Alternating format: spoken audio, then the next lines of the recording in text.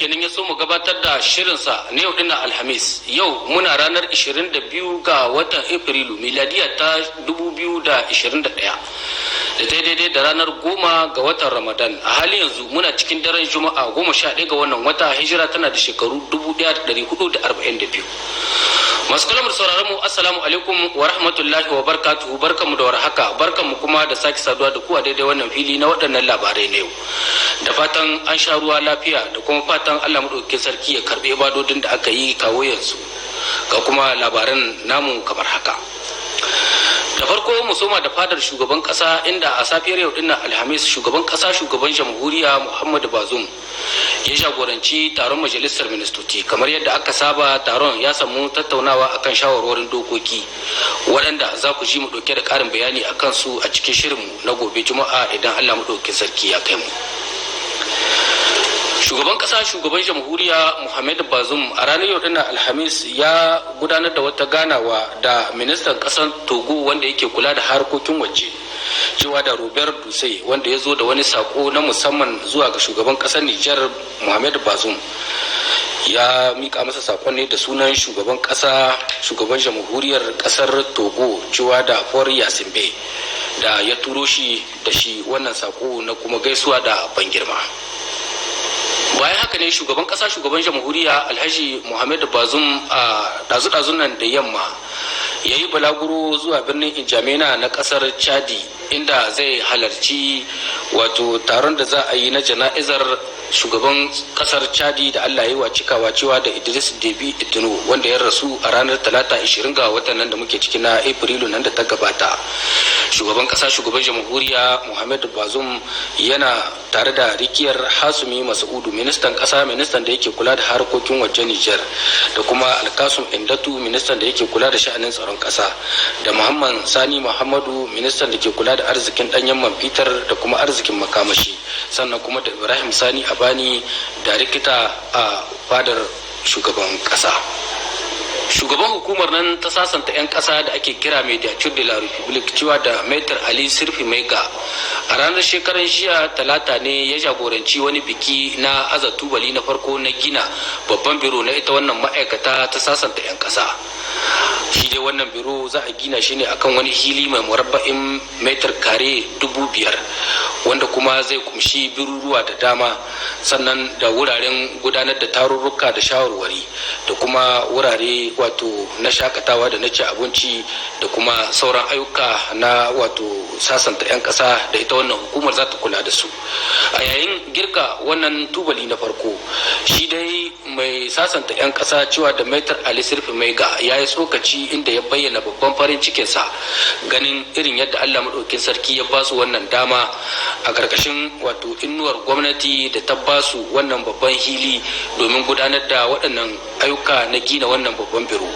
Ya ce aiki ne jashir wanda shekara da shekaru suke akai ana nazari ashe a dawo, yau kuma Allah ya tabbatar da shi.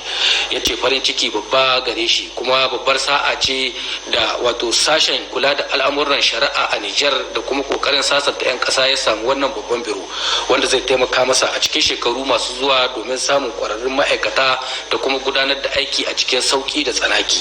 Ya ce dangance da haka yana kan sahihiyar godiya zuwa ga magabata na wannan jamhuriya ta 7 da suka yi ruwa suka yi tsaki har aka samu aka cimma wannan guri na soma ginin waɗannan biruruwa na ita wannan babbar ma'aikata ta mai shiga tsakani ta 'yan ƙasa. Ya ce kuma wannan aiki ne wanda zai ba su damar sauke nauyin da ya rataya a wuyansu, kamar yadda wato gwamnati take bukata, sannan kuma kamar yadda 'yan ƙasa suke jira su gani a kas an samu sasantawa da kuma jituwa a tsakankaninsu, musamman tsakaninsu da hukuma da kuma tsakankaninsu da sauran madafun ikon ƙasa baki ɗaya.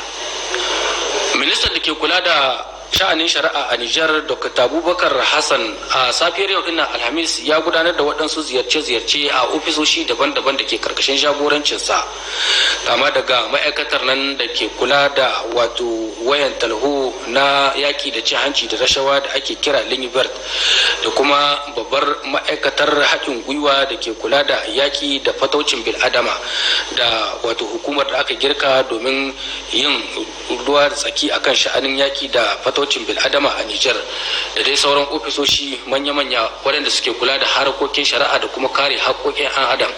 Ministan wuri bayan wuri ya rega biro-biro ya tattauna da magabatan na waɗannan biruruwan da kuma ma'aikata domin shi irin halin da suke gudanar da aiki a ciki da kuma koken da suke da shi da kuma ganin yanayin aikin nasu da kuma wato samun canza yawu da su saboda a samu a ci gaba da gudanar da aiki a cikin wato nasarori da dama. Ministan ya yi godiya matuƙa da kuma farin ciki ganin irin yadda waɗannan mazaje da kuma mata da ke cikin waɗannan ma'aikatu suka jajirce domin gudanar da aiki saboda ci gaban ƙasa. Ya ce duk da cewa suna da karancin kayayyaki aiki a wasu wurare kuma suna da karancin wato ma'aikata a waɗansu wurare, amma duk da haka aikin da suke ci gaba da yi ana samun nasarori da dama a cikinsa. Saboda haka ya jinjina musu ya kai musu kuma gaisuwa ta ban girma daga fadar shugaban kasa, shugaban jamhuriya Muhammadu Bazoum da kuma gwamnati da ke ci gaba da kokarin dafa musu saboda su samu su sabke wannan nauyi na aiki da ya rataya a wuyansu na ci gaban kasa.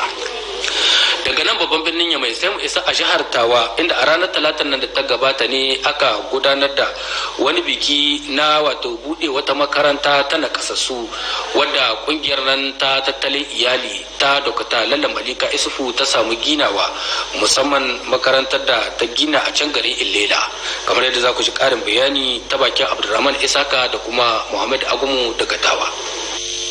Shi dai wannan babban bikin ya samu halarta manyan hukumomi na bariki da na gargajiya na jihar Tawa. Sahun gaba magatakardan gwamnan jihar Tawa Ibrahim Miko, kamar yadda an ka sani an ka saba, wannan ba shi kaɗai ne na farko ba cikin ƙasar nan tamu ta Nijar da ƙungiyar tattalin iyali ta Dr. Lalla Malika Isuhu ta yi wannan babban alheri. A gunduma Illela wannan sabon gini da kuke gani abinda ta sama gaba kulawa da rayuwar nakasassu da marayu ta yau da kullum. A yau garin Illela ne dai kungiyar tattalin iyali ta Dr. Lalla Malika Isuhu ta mika wannan sabbin gidaje inda za a tarbiyyar da marayu da nakasassu wanda Allah ya yi ma raguwa domin su shiga cikin kyakkyawan hali saboda su ne yara mayan gobe. Bayan an katse wannan kyallen mai nuna bikin buɗe sabon ginin, magatakardan gwamnan jihar Tawa Ibrahim Miko ya yi amfani da wannan damar domin kai gaisuwar shi ta musamman da jinjina ga shugabar kungiyar tattalin iyali Dr. Lalla Malika Isuhu. Wannan babban katafaren sabon gini da ta yi, an samu jawabai da dama a wurin wannan babban bikin da an kai. Akwai abokan hulɗa na kungiyar tattalin iyali, akwai kungiyar nan mai zaman kanta da ake cema Elborak, akwai EHCRO a turanci. A nashi bangare babban wakilin kungiyar tattalin iyali reshen jihar Tawa Aliyu Abubakar ya zana muna dalla-dalla irin manyan ayyukan da kungiyar tattalin iyali ta yi a nan jihar Tawa fanni daban-daban na ci gaban rayuwa al'umma. A nashi waje babban darakta na waɗannan kungiyoyin, bugu da ƙari wakilin minista mai kula da ci gaban rayuwar al'umma da sunan gwamnatin ƙasar Nijar, yana kan babban goje shi da yabo zuwa ga kungiyar tattalin iyali da abokan hulɗata masu daha mata baya. Da sunan al'umma garin Illela da sun ka samu wannan babban alherin, magashin garin Illela ya yi jawabin shi da lale marhabin zuwa ga dukkan bakin da sun ka zo. Ya ce wanga babban alheri na wanda zai ci gaba sosai da ƙara al'umman garin Illela baki daya, musamman wannan sabon gini da an kai na adonon nakasassu da marayu. Mai martaba sarkin Tawa Alhaji Adu Musa ya yi nashi jawabi kama haka. Ba wani abin da za mu ce sai mu yi godiya mu ce wannan aiki da an kai Allah Ubangiji Allah ya sa shi a cikin sufaifayi irin waɗanda ake so, waɗanda za su kai mutane wani muhimmin wuri wanda babu shi nan duniya, wanda duk ya sa kwabo ne cikin wanga aiki Allah zai taimake shi. Menene an kace? Aka ce gida ne wanda za a tallafa mana kasassu da marayu. To su ko na kasassu da marayu, ai Allah mai girma da ɗaukaka shi ne ya ce a tallafa musu. Kenan wanda ya kula yi wannan aiki, ya Allah so Allah zai biyan shi. Sai in dawo wajen bayun Allah waɗanda an kai ma suna da jagorori, to ba ɗa'ad da wuya ba kilat. In an tallafa ma abu kuma ya yi kyawu, to kai ko tani dawa za ka yi. a ƙarshe an yi bikin tare da gudanar da waɗansu ziyarce-ziyarce cikin ɗakunan. Daga birnin na Tawa sai mu gangara zuwa jihar da Magaram, inda kamar yadda kuka sani lokaci zuwa lokaci abokan aikin mu suke kokarin hada muna rahoto, inda a wannan karo Kasum Muntari da Mamu Usman sun yi kokarin zagayawa ne a cikin birnin da Magaram domin dubo muna lamarin yaki da cutar nan ta COVID-19 ko in ce coronavirus. Ina aka kwana, wani irin misali ake iya yi dangance da ita wannan cuta a cikin yankin jihar da Magaram baki daya da ma babban birnin da Magaram. Ga dai karin bayani a cikin wannan rahoto nasu. Cutar coronavirus ko kuma cutar COVID-19 kamar yadda ake bayyanawa a turance ba karamar alloba ba ce. Alloba ce babba wadda kuma ta shafi faɗin duniya gabaki daya, wadda ta yi ta hallaka rayukan jama'a ko ma take ci gaba da hallakawa. A nan cikin jihar da Magaram, wato ita wannan cuta an gano cewa lalle akwai da dama waɗanda suka kamu da ƙwayoyinta wajen kimanin mutum 319. Bayan haka daga cikin wato waɗannan mutane an ce mutum 140 a bangare ne na farko wanda suka kamu da ƙwayoyin wannan cuta, sannan daga baya-bayan nan dawowar cutar kuma an samu mutum 179. Jimilla dai waɗanda aka yi gwaji su mutum kimanin 2,106, a nan mutum 319 an gano suna ɗauke da ƙwayoyin wannan cuta, sannan mutum 1,757 su suna cikin salim alim alhamdulillahi. Jimilla mutum 273 waɗanda sun warke sansan wato kashi 85.58 daga cikin 100. A nan jihar da Magaram kash an samu mutum 32 waɗanda suka riga mu gidan gaskiya, waɗanda suka kwanta hannun dama, daga ciki 17 ana basa kai wato sakamakon su ne domin zirhin bincike a kai lokacin da Allah musu cikawa. Inda da Magaram rabon mu dai da a samu wani mai dauke da kwayoyin wannan cuta, in shi shugaban ma'aikatar jiha mai kula da kiwon lafiyar al'umma to ranar 1 ga watan Maris da shige. Kuma a nan jihar da Magaram yin mafi yawan waɗanda ake ganin suna kamuwa da kwayoyin wannan cuta su ne 'yan shige da huci waɗanda ke aiki a ma'aikatu da masana'antu daban-daban kamar na man feta. Kamfanin na kawai da ke aiki ciki wayannan mutane da suke ɗauka da kan su je su musu aiki suke zauwa ana musu wannan bincike, to yawanci dai a cikin su ne muke samun wayannan masu kwayar cuta ke tabbatar da ke cutar na akwai ta. A nan da Magaram kuma akwai ta a ko'ina, saboda cikin wayannan mutane da muke bincike muke ganin da kwayar cuta daga ko'ina cikin Nijar suna zauwa nan da Magaram su yi wannan su ta zuwa wannan aiki.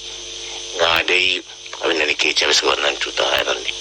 A cikin irin wannan hali ne gwamnati da masu hannu da shuni suka dauki kwararren matakai na ganin yadda za a kawo allurar shashawa ta rigakafi na yadda za a yaƙi kwata-kwata wato wannan cuta.